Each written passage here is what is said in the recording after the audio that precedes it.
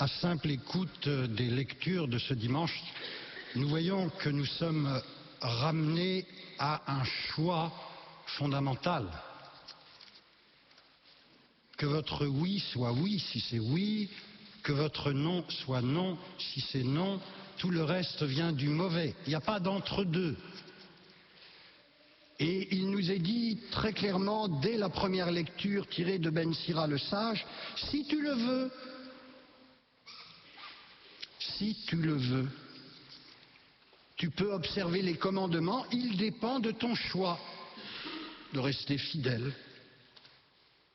Si tu le veux. Alors choisis, le Seigneur a mis devant toi l'eau et le feu et tend la main vers ce que tu préfères. Et le texte poursuit en disant, la vie et la mort sont proposées aux hommes. L'une ou l'autre leur est donnée selon leur choix. Voulons-nous tendre la main vers l'eau ou vers le feu? Voulons-nous la vie ou la mort? L'eau, c'est la vie. L'eau jaillit du rocher dans le désert. L'eau jaillit du cœur transpercé du Christ sur la croix.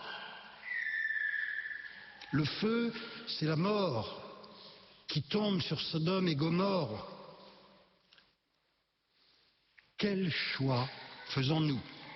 Il y a un autre très beau passage dans l'Ancien Testament, au livre du Deutéronome, qui ne dit pas autre chose, où Yahvé parle à son peuple en lui disant, vois, je te propose la bénédiction ou la malédiction, la vie ou la mort. Si tu observes les commandements, alors tu vivras. Et le Seigneur s'écrie, surtout choisis la vie. Et le Seigneur veut que nous soyons des vivants, et c'est pour cela qu'il est venu en son Fils Jésus, vrai Dieu, allant jusqu'à la mort et la mort sur la croix pour que nous vivions. C'est le choix de notre baptême,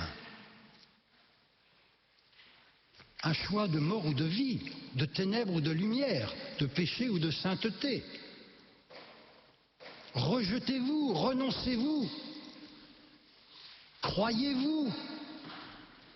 Et il n'y a pas d'entre-deux. Je rejette ou je ne rejette pas, je crois ou je ne crois pas, je dis non à Satan, à ses œuvres, à ses tentations, ou je ne le dis pas, et je dis oui à Dieu, Père, Fils et Esprit Saint, ou je ne le dis pas. Le sacrement du baptême est un choix qui est un choix radical, il n'y a pas d'entre-deux. Et cela nous ramène à l'Évangile. Vous avez entendu dire, eh bien moi je vous dis. Que de choses nous entendons dire, à n'en plus finir. Nous avons les échos du monde, la parole du monde. Nous sommes dans l'ère du temps. On entend du tout, de tout et du n'importe quoi. Vous entendez dire cela, eh bien moi je vous dis. Alors quel choix fais-tu? Celui de l'esprit du monde, de la parole du monde, des rengaines du monde, de l'ère du temps, ou celui de la parole de Dieu, parole éternelle? Le ciel et la terre passeront, mes paroles ne passeront pas.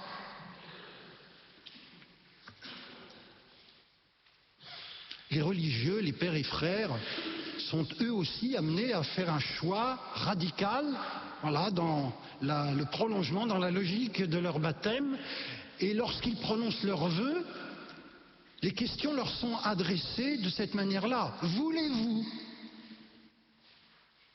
voilà, voulez-vous vivre la chasteté? Voulez-vous vivre la pauvreté? Voulez-vous vivre l'obéissance? Voulez-vous?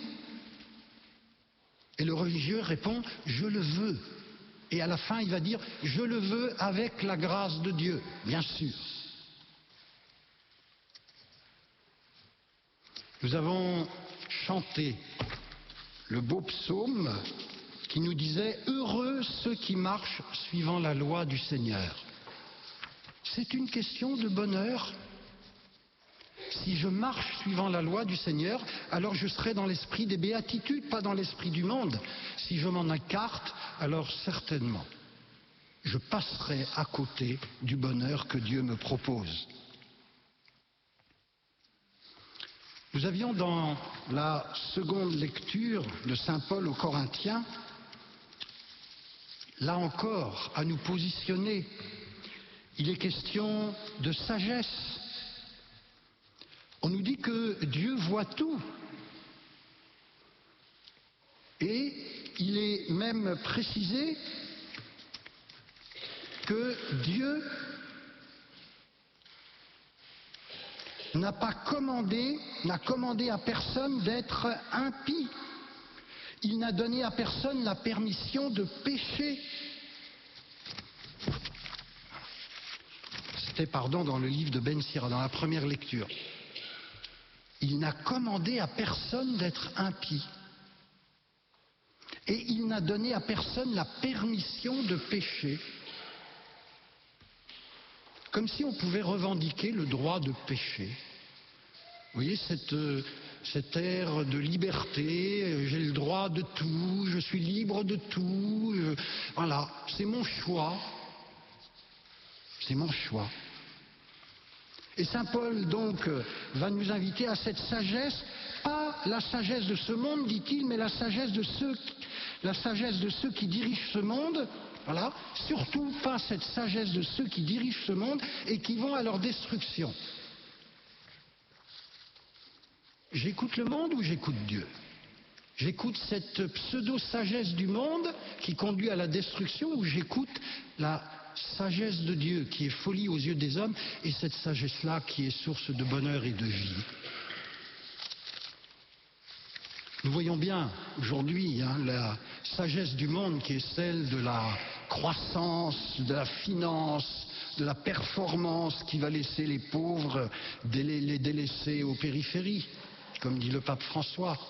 Nous voyons bien cet esprit d'égoïsme, d'individualisme, d'hédonisme qui jette et qui tue les sans-voix, les petits, les bébés dans leur sein de leur maman, les trisomiques, les vieillards, qu'on va endormir, qu'on va laisser végéter.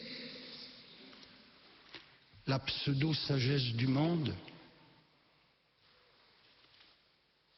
Et puis l'idolâtrie. Nos idolâtries actuelles, encore une fois, c'est de la liberté.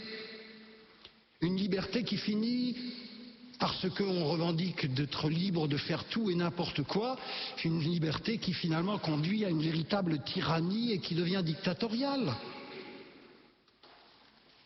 Vous suivez l'actualité, vous avez vu comme moi qu'on en arrive au point de revendiquer le droit de blasphémer. Revendiquer le droit de blasphémer. Le droit d'insulter Dieu, d'insulter une religion.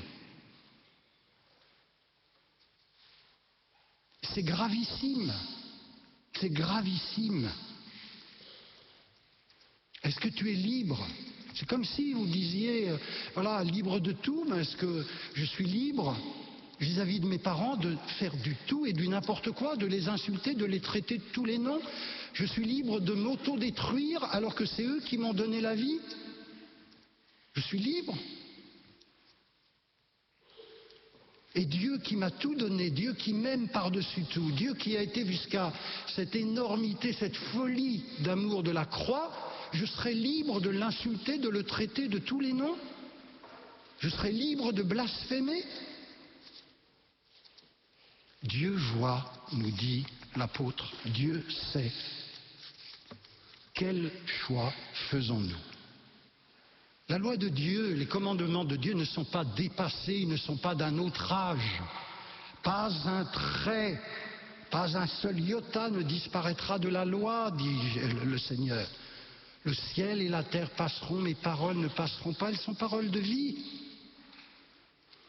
Alors il nous faut ce matin à nouveau choisir.